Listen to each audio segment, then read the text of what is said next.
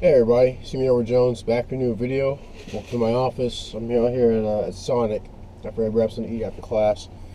But I want to do a video on the on the clusterfuck that happened last week in Florida.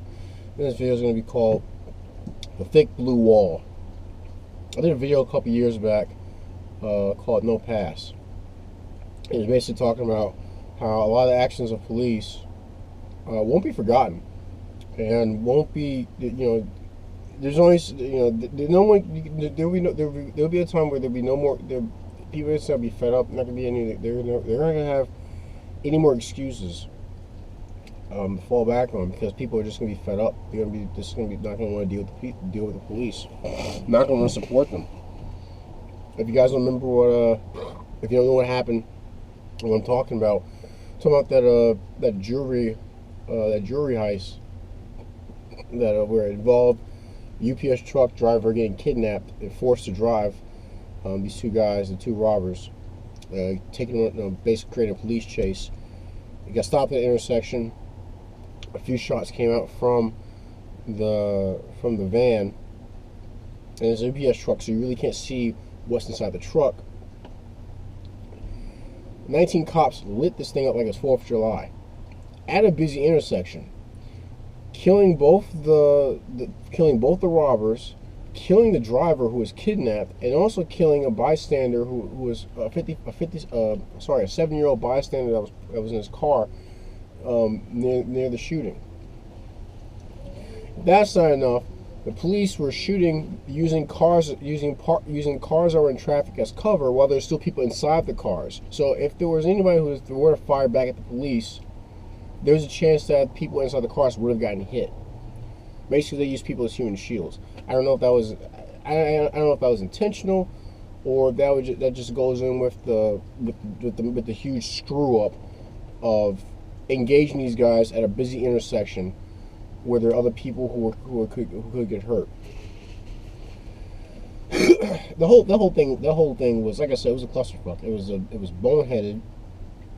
And I guess you could say that I'm doing some armchair quarterbacking, but let's think about the rules of firearm safety.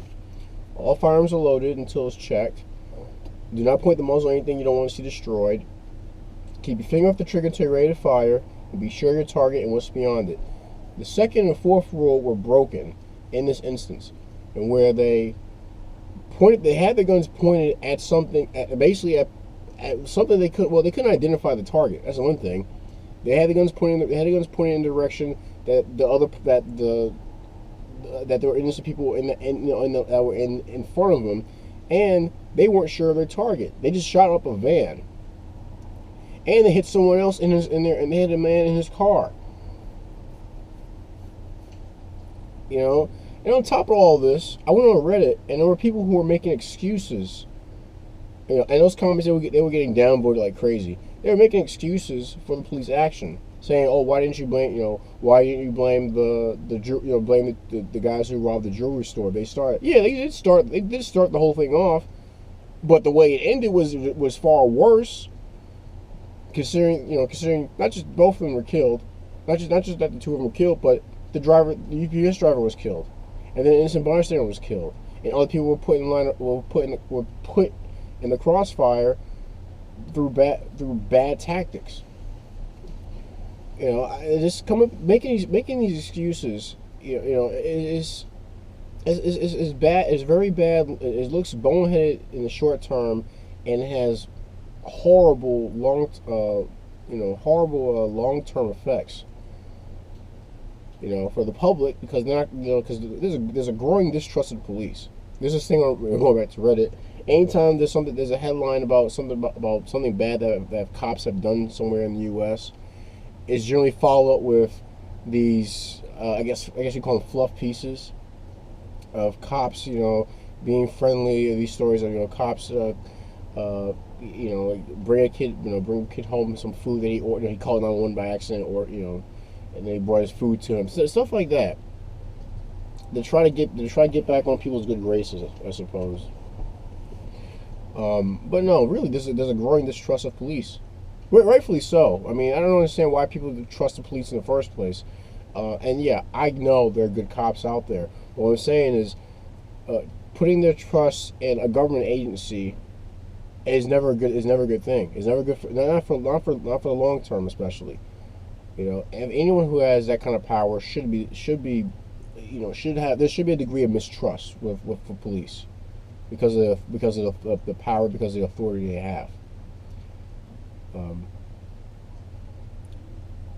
And also the police have they've proven time and time again that they're unreliable. Like going back to Florida, Parkland, when all hell was breaking loose inside that school, no cops went in. They waited till a cop that was there fled for his safety, which is funny because he had a gun. And a teacher who helped hold the door open for people who were trying to escape, who had a CWP, was killed. But he couldn't have it on him because he was a faculty member. He was in the school. It's a gun-free zone. He couldn't bring his gun in. And also there's the case of Warren versus D.C. Supreme Court case that stated this is D.C. versus Warren versus D.C., where these two women were attacked and they sued the police department for not responding. And the Supreme Court ruled that the job of the police is not to protect individuals in a society. It's to keep law and order as a whole. They're basically to show up and respond, to collect evidence, so an investigation can be made. They're not there to save you when you need it. That's your job. Your job is to save you. Your job is to be mindful of your own safety. And I also say I think there should be a sense of obligation to the safety of others. So if you see someone else around you being hurt, it would be good if you go over and help them, because the same can be said if you're ever in a situation where you're being hurt. You'd like for someone to come over and help you, wouldn't you?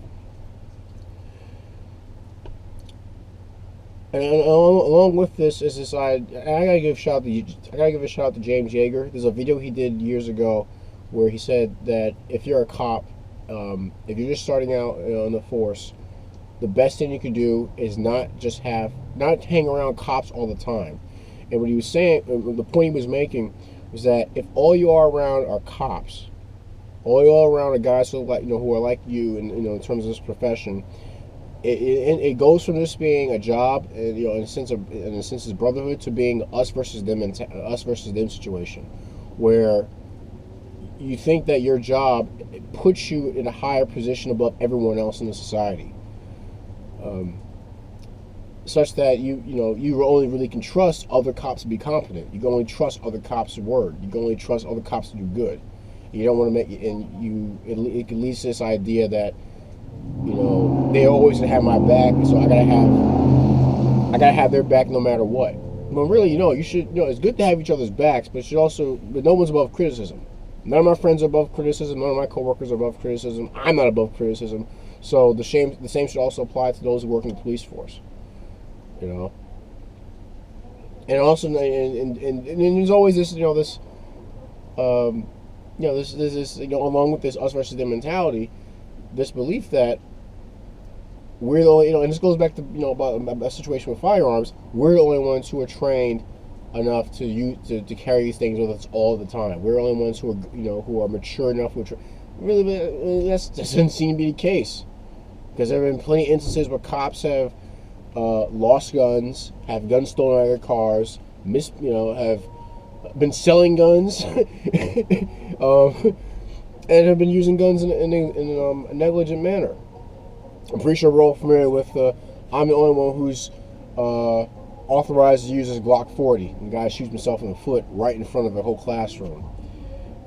And then there become people who just they when the good guy with a gun idea comes up, they say, he's not trained like a police officer. He's not professional. Like, so what?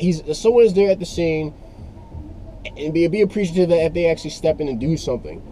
But don't have this idea that just because they're not a cop, they can't respond in the proper fashion whenever something's going down. I mean, clearly, as we see in the situation in Florida, something went down, and the cops they acted in a boneheaded fashion. So really, I just wanted to make this video just to express my express my thoughts on the whole matter. And I think the only video I've seen talking about this was about Uncle Hotep, Handyman Mayhem, or Handy Mayhem. He's the only one who I heard to do a video about this. I was on YouTube. I typed in, I typed in the county and I typed in the city where it happened in the police shooting, and I really haven't. All I've seen were some news videos or news footage, but I haven't seen anyone making a video talking about this. I don't know if YouTube is screwing with other people's videos or what, but I didn't see any videos about it. So hey, at least you know that if I put this video out there, I said something about it. But those are my thoughts. Please, tell me what you think. Do you agree with my points about this police culture that's just going haywire? Do you think there's what kind of negative effects you see happening in the future? Share your thoughts. Like, share, subscribe to the channel. I'm still making videos. I've been, like I said, part of it's busy with others. Part of it's busy with class and work, and other parts I've been playing video games. I got back into playing Battlefield 1 online, and I forgot how much fun it was. But I've still been keeping my eye on a lot of things that's going on, and I got more videos lined up. So please stay tuned. Be patient. Patience is tough. Trust me. Also, I want to give an update on the GoFundMe that I did a video about a while back. Rowan, she's doing better. She's in remission, and I think she's getting some treatment to follow after the chemo that she did earlier. So keep her in your prayers. Keep Wesley and Devin in your prayers. I know they'll appreciate it. And I want to say thank you to those of you who have donated to the GoFundMe account, the GoFundMe page. If you want to donate to the channel, just go to the homepage on YouTube, look for the Give Up That Cheese button, and you can make a donation amount of your liking to PayPal, and it helps with various projects that I work on. Any gripes, complaints, send me a PM. I'll see what I do to address them. But that's my video. The Thick Blue Wall. I'm Edward Jones. You guys take care, and God bless.